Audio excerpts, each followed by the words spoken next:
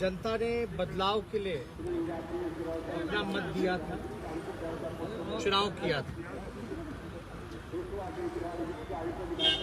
भ्रष्टाचार को लेकर के चाहे ब्लॉक थानों में हो या मंत्रालय में हो या नीतीश कुमार जी के साथ बड़े घोटाले हो, बेरोजगारी के मुद्दे पर, महंगाई के मुद्दे पर लोगों ने वोट किया। आपने देखा होगा कि हम पहले से ही कई बार हम कहते रहे हैं कि नीतीश कुमार जी जो हैं वो भीष्म पितामह है भ्रष्टाचार, और उन्होंने चोर दरवाजे से फिर एक बार सरकार बनाने का जो काम किया वो भी जानते हैं और देश की जनता भी जानती है कि कैसे उन्होंने सरकार बनाया। लेकिन सरकार में आने के बाद फिर भी उन्होंने वही काम किया जिसके लिए नीतीश कुमार जी माने जाते हैं। 60 बड़े घोटाले 15 साल में जो उन्होंने किया, और हम लोग लगातार आरोप लगाते रहे कि भीष्म पितामह भ्रष्टाचार के इसलिए है क्योंकि जितने भी गुनहगार हैं, भ्रष्टाचारी हैं, उनको संरक्षण देना और बचाव करना ये नीतीश कुमार जी की पुरानी फितरत है। और आप लोगों ने देखा होगा, ये कोई मेरी बात पर तो मोहर लग रहा है जब आईएएस अधिकारी लिख कर रहे हैं चिट्ठी। कई अधिकारियों ने, आईएएस अधिकारियों ने जो जांच करता है उन्होंने तो खुले तौर पे चिट्ठी में लिखा है कि नीतीश कुमार जी चाहे कितने भी बड़े अपराध या घोटाले हुए हैं उनको नीतीश कुमार जी ने संरक्षण दिया है। ये सिर्फ मैं ही नहीं कह रहा बल्कि आईएएस अधिकारी भी अपने सरकार बनते ही उन्होंने शिक्षा मंत्री जो बनाया, जो चर्चित भ्रष्टाचार नियुक्ति घोटाला में जो शामिल रहे हैं उनको उन्होंने शिक्षा मंत्रालय जैसी अहम जिम्मेदारी देने का काम किया। जिस दिन ऑफिस ज्वाइनिंग होती है उस दिन उनका रिजिग्नेशन आता है और फिर एक नए शिक्षा मंत्री को जिम्मेदारी दी जाती है, एक नए व्यक्ति को जिम्मेदारी दी जाती है जिसके कार्यकाल में खुद भी घोटाले हो रखे हैं और जिनकी पत्नी के ऊपर सीबीआई जांच चल रहा है जो कि सुप्रीम कोर्ट में मैटर। हम तो चाहेंगे कि बिहार बदहाल इसलिए है क्योंकि नीतीश कुमार जी लगातार जो लोग खजाने लूटने वाले लोग हैं उनको इन्होंने बढ़ावा दिया और संरक्षण किया, जांच के नाम पे दी। अब जो नए शिक्षा मंत्री हैं जिनको जिम्मेदारी मिली, हम तो चाहेंगे कि बिहार के माननीय मुख्यमंत्री नीतीश कुमार जी को आकर के स्पष्टीकरण देना चाहिए। हर बात पे मुख्यमंत्री का जवाब नहीं होना चाहिए। चाहे जो भी घटना ये फैसले लिए गए, ये मुख्यमंत्री का फैसला। मंत्रिमंडल का गठन करना, मेवालाल को मंत्री बनाना, ये मुख्यमंत्री का फैसला। तो मुख्यमंत्री के मुंह में दही क्यों जमा रहता है, ये बिहार की जनता जानना चाहती है। 60 घोटाले होने के बाद इनको पूरी तरीके से मुख्यमंत्री आए और नए जो शिक्षा मंत्री बने हैं उनके परिवार के ऊपर क्या गंभीर आरोप है, इसके लिए भी उनको स्पष्टीकरण देना चाहिए।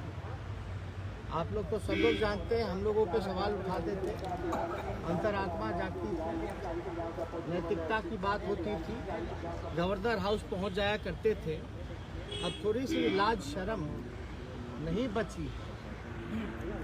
जनता ने अपना जनादेश दिया, चोरी से आए तो भी तीसरे नंबर की पार्टी रह गए।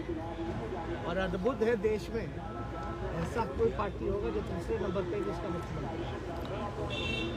यानी ये जनादेश साफ तौर पे जो लोग कहा करते थे कि हमारे बलबूते आए हैं विधानसभा, हम नहीं रहते तो जीतते नहीं, तो अब इसका जवाब जनता ने दे दिया।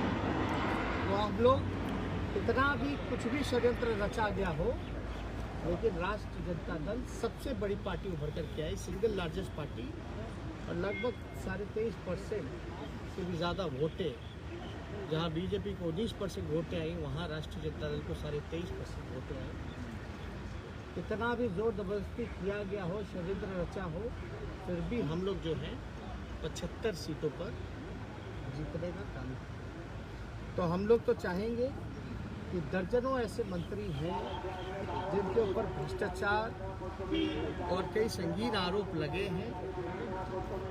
आपने देखा होगा कई ऐसे लोग जो बालिका गृह में लिप्त पड़े थे, उनको भी इस वक्त जो है संरक्षण दिया गया।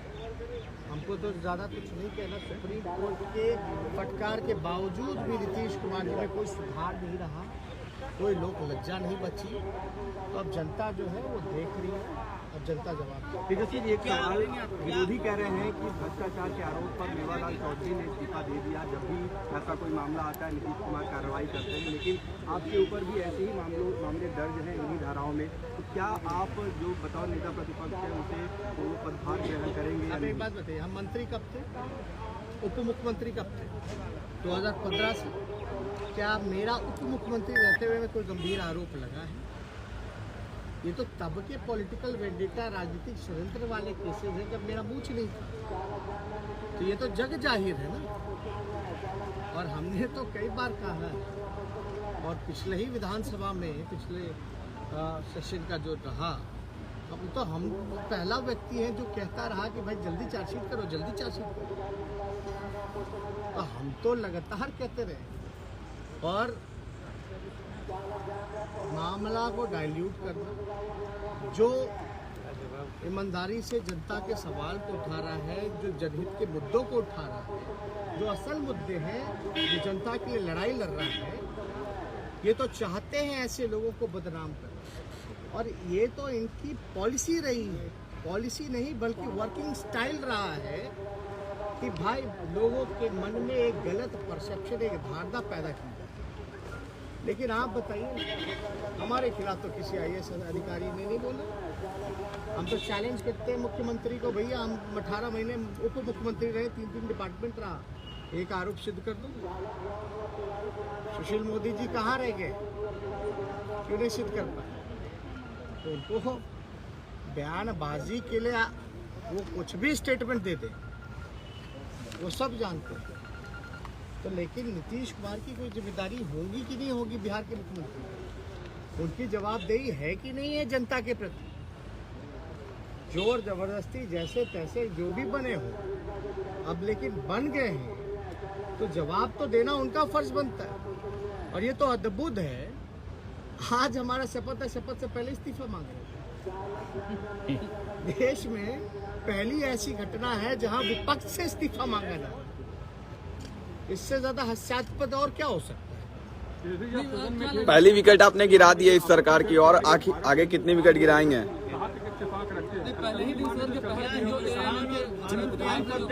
हमने सरकार चोर दरवाजे से आई, पुराना इतिहास भी चोर दरवाजे का है, एक बार भी चोर दरवाजे से आई है। जनता ने जो जनादेश दिया, महागठबंधन की जीत हुई है। फिर भी जो भी हमारी जिम्मेदारी है, रोजगार बेरोजगारी को लेकर हम लोगों ने चुनाव लड़ा था। हम NDA गवर्नमेंट को, BJP के और दूसरों को चैलेंज करते हैं और चुनौती देते हैं। अगर आपने एक महीने के अंदर अगर आपने 19 लाख रोजगार नहीं दिए, तो जो जनता ने हमें 1.5 करोड़ से हम ज़्यादा, लगभग 1,24,65,1.5 करोड़ के आसपास जो मत मिला है, उनके साथ हम लोग सड़कों पर मिले।